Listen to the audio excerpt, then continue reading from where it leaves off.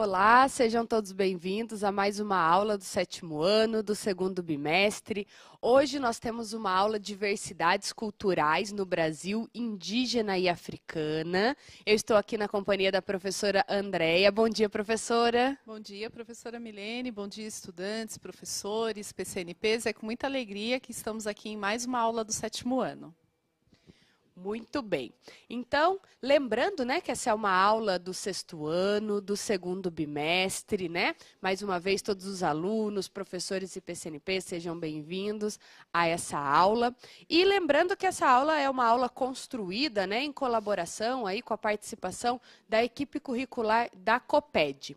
Então, nós temos aí, está aparecendo para vocês na tela, o nome, né, da equipe curricular, que nós temos a professora Andréia, que está aqui com a gente, a professora Mariana, que vocês já conhecem, eu, que sou a professora Milene, e também o professor Sérgio, que atua aí, né, nas elaborações das aulas. Então, eu vou pedir para que vocês anotem aí o que nós vamos trabalhar no dia de hoje. Então, vai aparecer para vocês aí na tela. Anotem essas informações para que vocês possam até discutir com os professores. Então, lembrando que é uma aula do 7º ano, do 2º bimestre.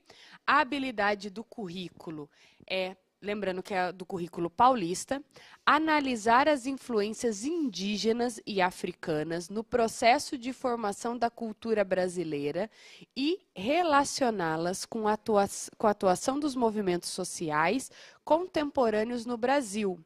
A unidade temática é conexões e escalas, né? O objeto de conhecimento é formação territorial do Brasil, né? Então, mais uma vez, sejam todos bem-vindos para mais uma aula do 7º ano de Geografia, né, professora? Isso, obrigada, professora Milene. Então, lembramos, estivemos aqui ontem com vocês, né, nós fizemos uma retomada, né, dos processos migratórios, dos principais deslocamentos, né, dos grupos que vieram para o Brasil, e começamos a falar um pouco sobre essas influências indígenas e africanas na formação da cultura brasileira. Então, acompanhem conosco na tela, só um momento de retomada de conceitos, né?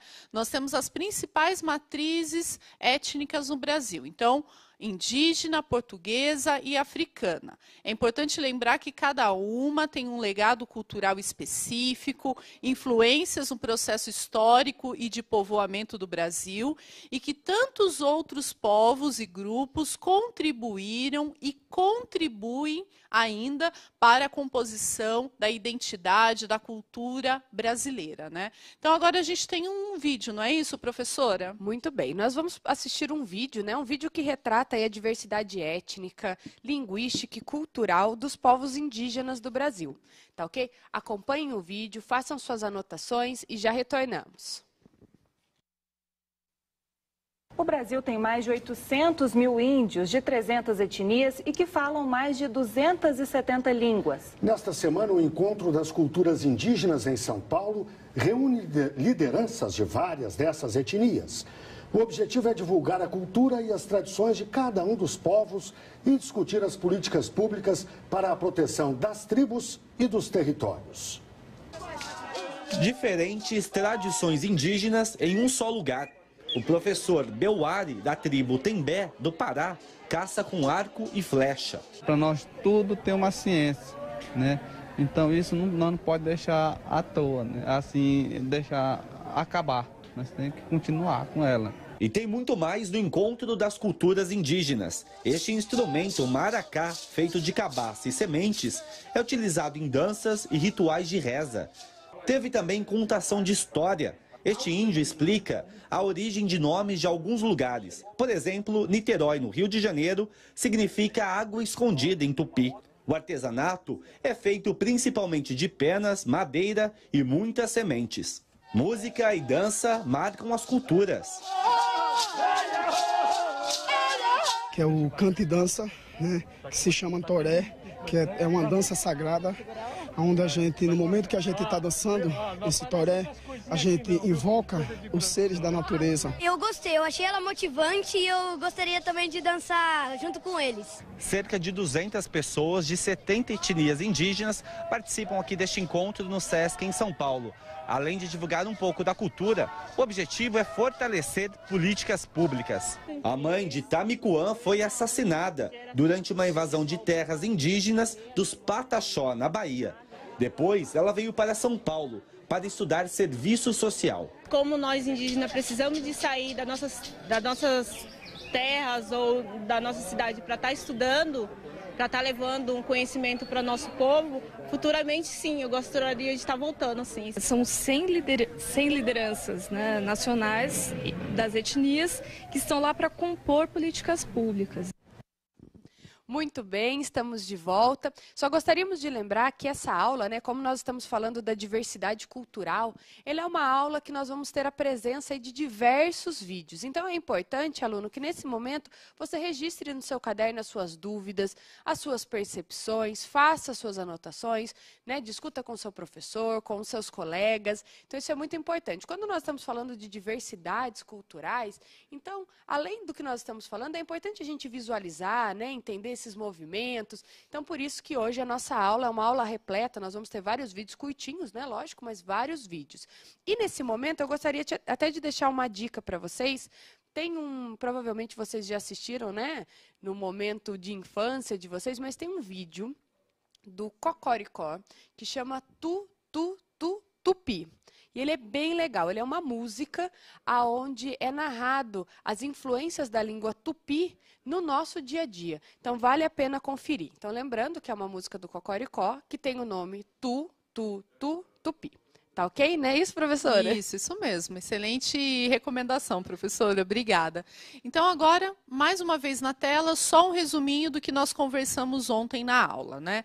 Então, para lembrar dessa questão das influências indígenas e africanas na formação da cultura brasileira, ontem vocês foram muito participativos, né? Nós agradecemos, trouxeram muitas contribuições. Muitos alunos falaram, né, que entre as diversas contribuições nós temos a culinária, né, com a questão da alimentação, religiões, literatura, arte, técnicas, conhecimentos diversos, entre outros.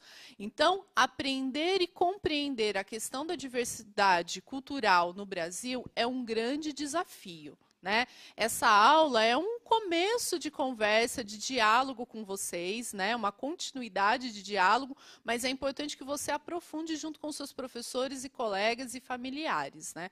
Então, a geografia, ela contribui para a gente aprofundar esses estudos, né? E principalmente entender as transformações dos diferentes territórios, né? Seja eles indígenas, né? Territórios de tantos outros povos. Agora, a professora Milene vai apresentar para vocês uma atividade de sondagem. Muito bem. Vai aparecer para vocês, né, a sondagem. Lembrando que a sondagem é um momento onde a gente pode discutir o que vocês já aprenderam, colocar suas dúvidas, né? Então, acompanhem aí. Cite um exemplo de manifestação cultural indígena ou africana que você conhece na sua cidade. Prestem bastante atenção na perguntinha, hein? Cite um exemplo de manifestação cultural indígena ou africana que você conhece na sua cidade. Tá ok? Participem aí no chat, daqui a pouco nós retornamos aqui para ler algumas contribuições.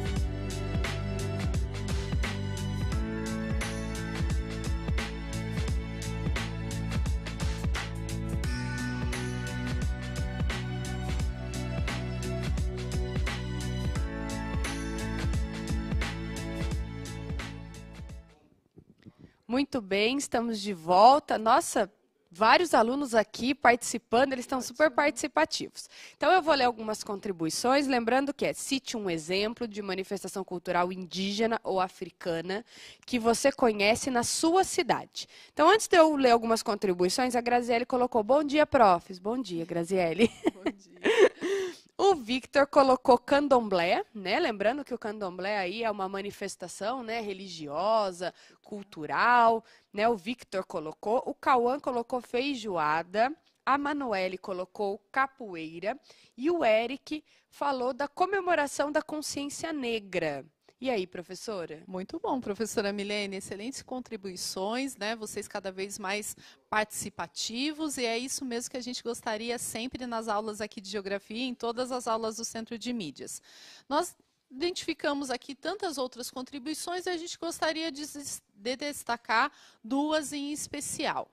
Então, a gente tem, por exemplo, professora Milene e estudantes, o Caiapó, né, que é uma manifestação cultural relacionada a diversos ciclos culturais, né, a tantas outras situações. Ela acontece muito nos municípios de Ilhabela, Piracaia, São José do Rio Pardo, São Sebastião. E uma outra manifestação cultural, que pode ser que seja aí do seu município também, são as congadas, né, conhecidas também como congos. Ela acontece muito nas cidades de Cotia, Cunha, Ubatuba, Piraju, Franca e também na cidade da professora Milene, que é Paraibuna. Além dessa manifestação, professora, o que mais acontece no seu município? No meu município nós temos uma atividade muito bacana, né, que é a capoeira, e também nós temos o Moçambique, né, que é uma forma aí de cultura, de arte, de expressão corporal, né, música, é super bonito, as apresentações. Então, no meu município, sem dúvida, um item a ser destacado é o Moçambique. Olha, muito bom. Então fica a nossa sugestão, né, para você conhecer um pouco mais do seu município, das manifestações culturais que ocorrem aqui no estado de São Paulo, e a gente tem uma outra oportunidade mais adiante de conversar um pouco mais sobre isso. Na tela, para vocês agora, nós temos duas sugestões de atividades para aprofundamento dos estudos. Então, são sugestões, converse com seus professores, né? Verifique se é possível desenvolver nesse momento. Então, vamos lá. Qual é a primeira sugestão, professora Milene? A primeira sugestão é aí uma produção, né, de desenhos. E lembrando, né, que esse é um momento tão bacana, a gente está falando de manifestações, né? Eu tenho certeza que aí na cabeça de vocês está passando várias possibilidades. Então, pesquise quais são os principais troncos étnicos da população indígena, suas ramificações, né? Você pode escolher aí um aspecto para poder se aprofundar, procure imagens, né? Faça aí uma bela produção de desenho.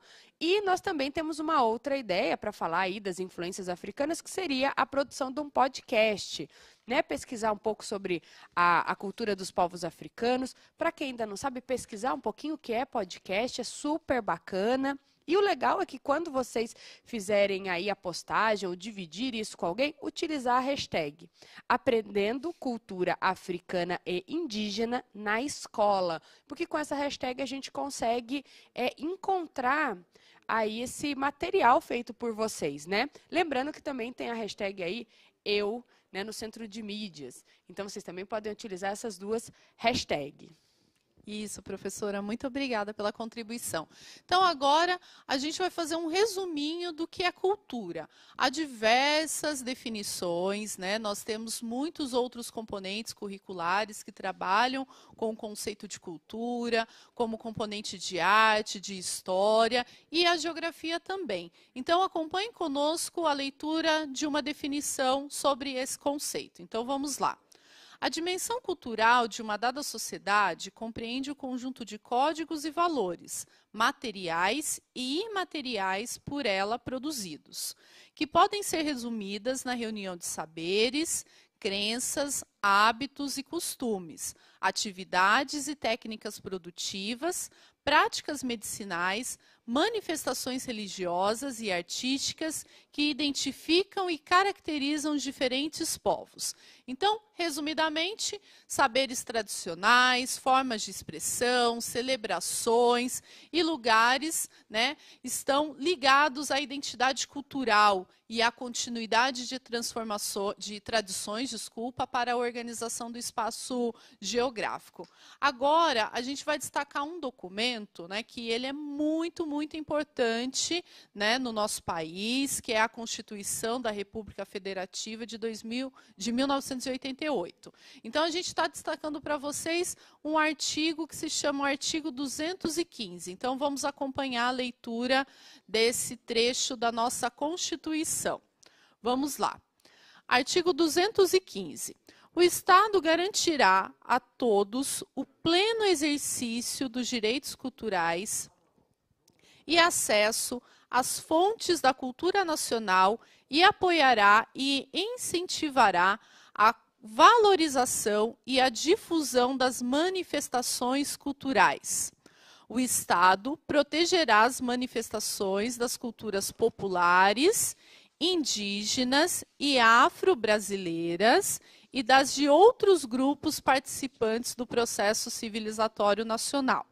Por que a gente está trazendo esse artigo aqui para vocês?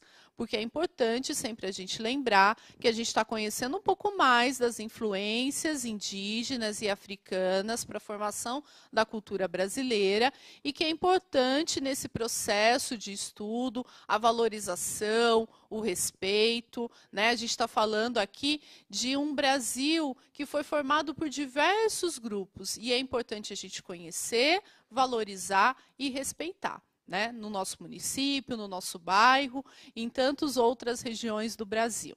E na próxima tela, o que a gente tem? A gente tem o artigo 216. Acompanhem conosco a leitura. Constituem patrimônio cultural brasileiro os bens de natureza material e imaterial, tombados individualmente ou em conjunto, portadores de referência à identidade e à ação, a memória dos diferentes grupos formadores da sociedade brasileira, nos quais se inclui. A professora Milene vai destacar alguns pontos desse documento, né, professora? Muito bem, nós vamos ver aí o que se destaca nesse artigo 216. Vai aparecer para vocês na tela para que vocês consigam acompanhar, tá ok? Então, primeiro são as formas de expressão, o segundo, os modos de criar, fazer e viver, o 3, as criações científicas, artísticas e tecnológicas, o quarto, né, as obras, objetos, documentos, edificações e demais espaços destinados às manifestações artísticos culturais. E o quinto é os conjuntos urbanos e sítios de valor histórico, paisagístico, artístico, arqueológico, paleontológico, ecológico e científico. Reparem que, né, nesse item, no último item, ele fala das questões, além de paisagístico, né, que a gente vê amplamente na geografia, como também as questões ecológicas e científicas, né? Então é importante a gente retratar isso. E agora, falando em toda essa questão, né, da Constituição, que está previsto na Constituição, nós vamos observar um patrimônio histórico, cultural e ambiental.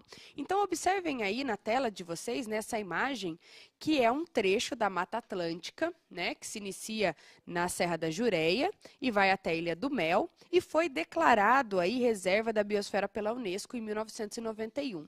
Reparem a beleza, né, natural, a gente consegue ver os planos, né, em primeiro plano a gente tem uma vegetação em tonalidade verde bem bonita, a gente consegue ter aí um espelho d'água, essa observação, a presença dos mangues, né? Lembrando que é o patrimônio natural mundial, né? Então, sem dúvida, quando nós falamos em patrimônio, nós não podemos esquecer da importância da Mata Atlântica para a comunidade e para o Brasil. Isso mesmo, professora.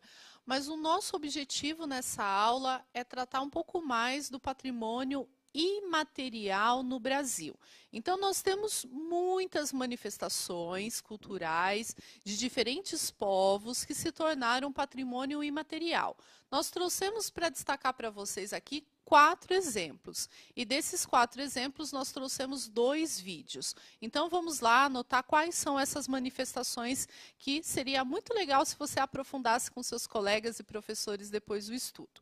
Então, a primeira manifestação que se tornou patrimônio imaterial foi o Círio de Nazaré, em Belém do Pará. Vocês já devem ter visto noticiários, reportagens sobre essa manifestação. O segundo exemplo é o frevo do Carnaval do Recife. Você conhece, professora? Conheço. Inclusive, esse ano estava lá, né? Nós não estávamos no momento de pandemia, estava lá no Carnaval, no frevo de Recife. Isso, muito bom. Vocês também já devem ter conhecido ou já participado dessa manifestação. E também a gente tem o terceiro exemplo, que é uma expressão gráfica e oralidade entre povos, né, indígenas do Amapá, e também o samba de roda do Recôncavo Baiano. Então, agora, nós temos uma definição muito rápida do que é o patrimônio imaterial. Então, acompanhem conosco a leitura dessa definição. Vamos lá. O patrimônio imaterial é parte do patrimônio cultural de povos e comunidades. Envolve práticas e saberes transmitidos de uma geração a outra e recriados ao longo do tempo. A partir desses conhecimentos, promove-se a identidade e a continuidade do grupo, contribuindo para a diversidade cultural da sociedade. Então, ou seja, o patrimônio imaterial brasileiro é composto por aqueles bens que contribuíram para a formação da sociedade brasileira. Então, agora a gente tem um vídeo, não é isso, professora? Muito bem, nós vamos ter um vídeo que, na verdade, é uma reportagem, né, bem bacana, que vai tratar aí da arte indígena como patrimônio imaterial. Acompanhem o vídeo, registrem aí suas percepções, dúvidas e nós já retornamos. Agradeço dono da floresta, dono do rio, dono da terra, dono do peixe. E foi assim que Alcuru começou a nossa entrevista, pedindo licença à natureza para falar sobre a sua cultura, a arte Cusiuá. Pinturas corporais, desenhos e cores. Tudo isso representa a maneira como os índios Wayampi do Amapá se expressam. Desde pequenos, eles aprendem que essa arte faz parte da identidade cultural do seu povo. Cusiuá é um desenho que a gente transmite para nosso povo, para crianças, para nossas gerações. O que a gente transmite? São dificuldades para transmitir, perigos. A arte Cusiuá foi o primeiro bem imaterial reconhecido no país. Desde 2002, ela é patrimônio cultural do Brasil e da humanidade. E agora o IPHAN revalidou esse título justamente por reconhecer a importância cultural dessa expressão para o povo indígena. Essa política, ela não prevê apenas o registro de um bem cultural de natureza imaterial, né? Mas ela prevê principalmente ações de salvaguarda para esses bens e principalmente para os detentores desse bem. E aí, dentro dessa política, a parte mais importante dela são justamente as ações de salvaguarda. Um bem, depois que ele é registrado, depois que ele é reconhecido como um patrimônio cultural do Brasil, ele tem que passar por uma revalidação 10 anos após o registro. A cada 10 anos você renova isso. Por quê? Porque diferentemente do patrimônio material, que é tangível, que é um patrimônio que é tombado, são as coisas, né? O patrimônio imaterial, o intangível, na verdade, ele está nas pessoas. Isso, voltamos aqui para o Centro de Mídias, você está conosco aqui na aula do 7º ano. Hoje a gente está falando um pouco mais sobre diversidade cultural, especialmente a partir das contribuições, né, dos povos indígenas e também africanos. Esse vídeo que vocês assistiram, né, trouxe aí importantes informações sobre como realmente uma manifestação cultural ela se torna um patrimônio imaterial.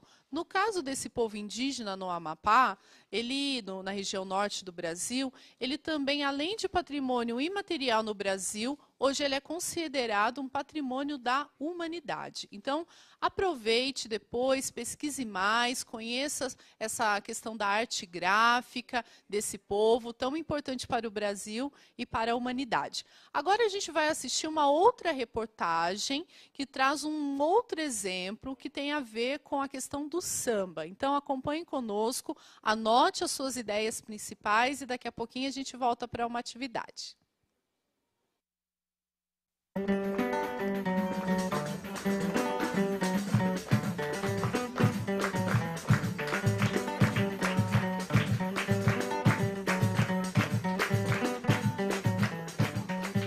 Eu gosto do samba. Eu vou morrer dentro do samba assim, ó. Os meninos tocando e eu me despedindo de todo mundo. Porque eu gosto do samba. Desde que eu nasci, eu já encontrei o samba, eram meus avós, meus antepassados. E eu sempre gostando, né? Que filho de peixe, peixinho é. Só tinha aquele de alegria mesmo.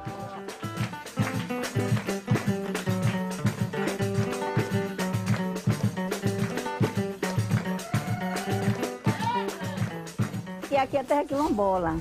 Nós somos descendentes de escravos. Então, os escravos, na época da escravidão, sofriam muito nos trabalhos. Durante a noite, eles se reuniam para contar o sofrimento do dia a dia. E nisso, no final, eles choravam, aí se lamentavam, e no final virava um samba. O samba de roda do Recôncavo, ele é música, é poesia, é forma de expressão, é das mais importantes expressões brasileiras que está presente no Recôncavo baiano, mas também em toda a Bahia.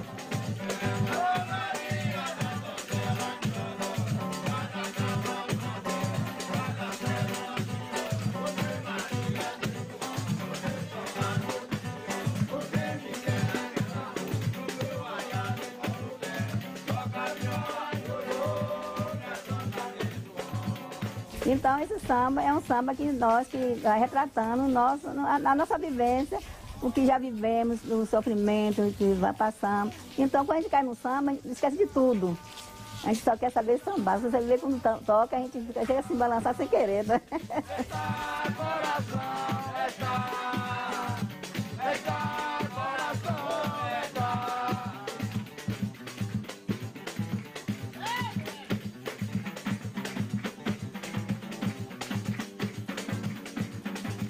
A forma que o IPHAN tem de preservar é por meio do registro.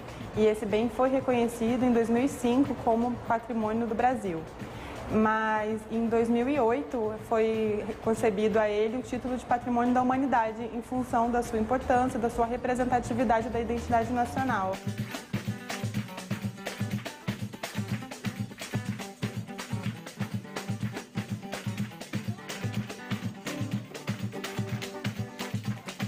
Sabe o que é que eu fiz, uma ocasião, para poder eu chegar no samba? Vestir a saia de minha mãe. O vestido de minha mãe eu vesti, com saia, com tudo, me projetei todo de mulher e fui pro samba.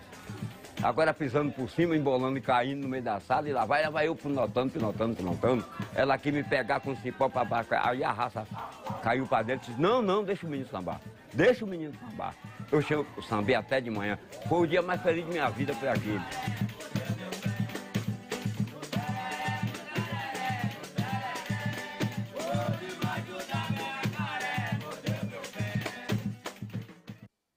Oi, voltamos aqui para o Centro de Mídia. Vocês tiveram a oportunidade de conhecer um pouquinho mais sobre o samba de roda do Recôncavo Baiano. Lembrando também que é um exemplo de patrimônio imaterial do Brasil e da humanidade. Então, resumidamente, né, uma expressão musical, poética, festiva, das mais importantes aqui do Brasil.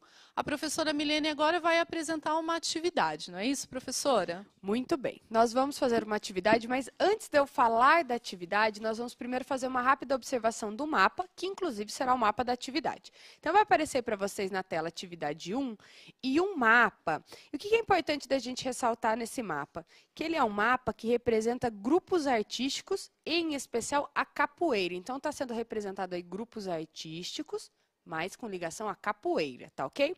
Lembrando que a capoeira é uma manifestação artística, né, de matriz africana, e nós temos aí várias definições, né, várias origens dessa palavra, dessa prática, que inclusive a professora André vai falar um pouquinho para vocês mais para frente.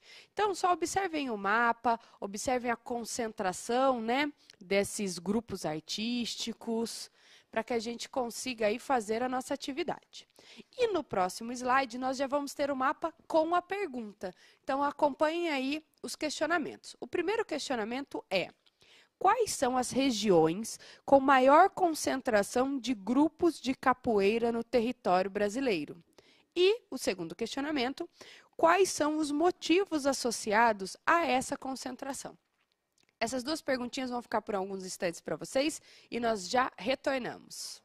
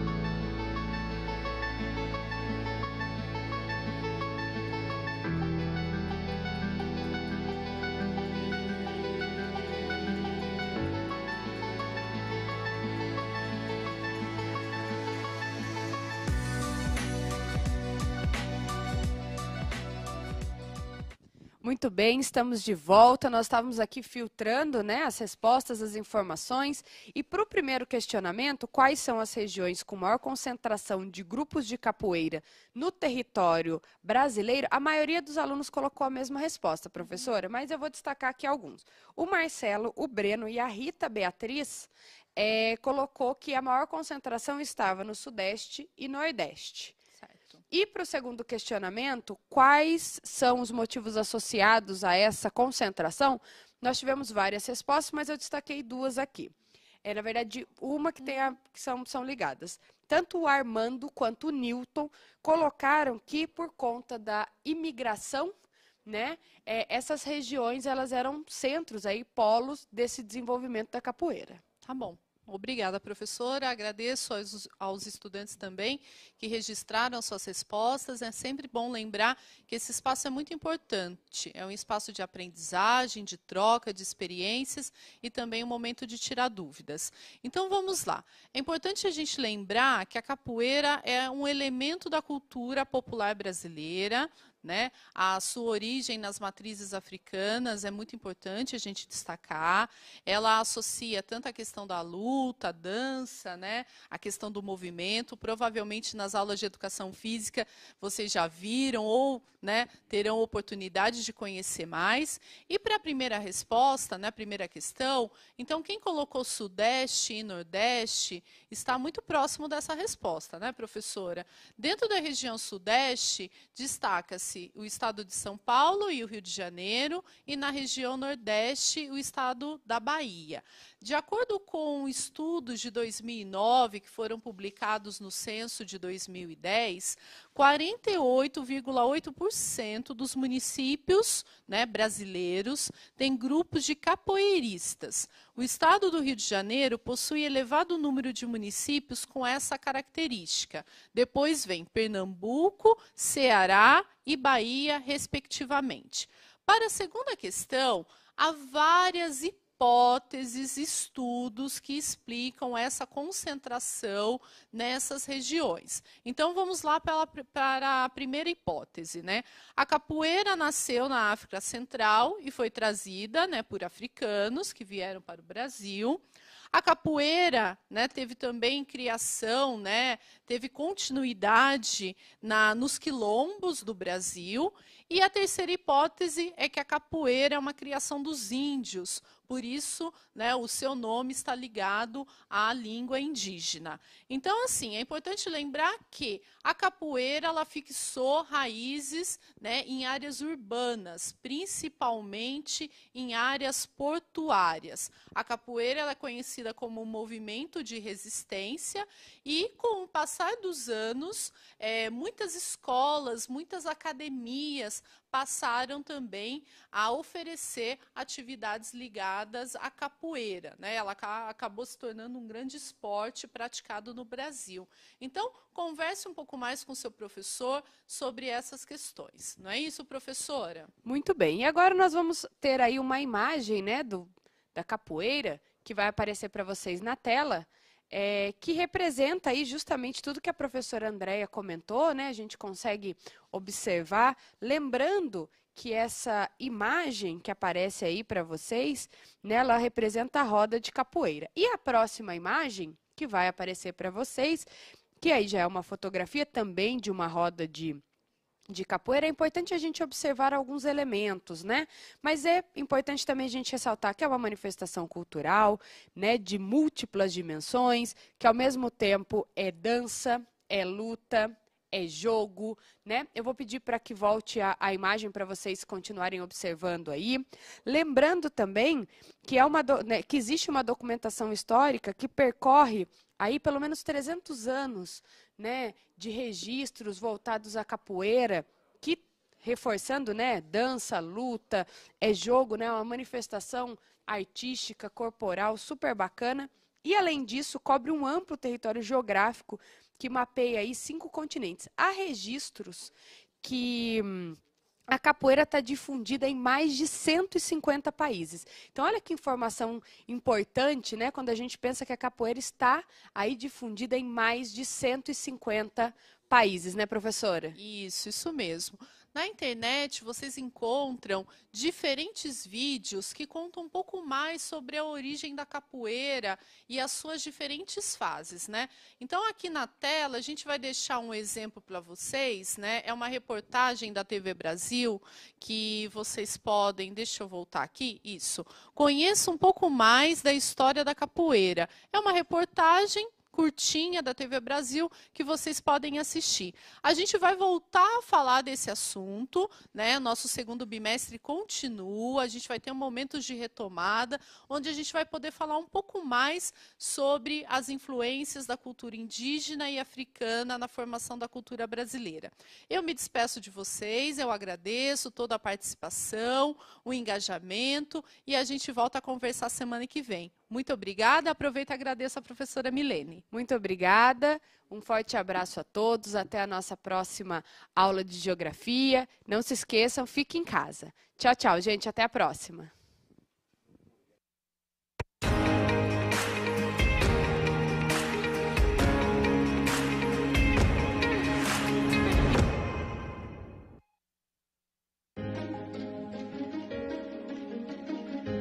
A escola pode estar distante, mas as aulas não. Por isso, o governo de São Paulo criou um aplicativo online de aulas com chats para todos os estudantes da rede pública de ensino durante a quarentena. O acesso à internet é gratuito e você ainda pode assistir às aulas ao vivo nos canais digitais da TV Cultura. Baixe o aplicativo e estude.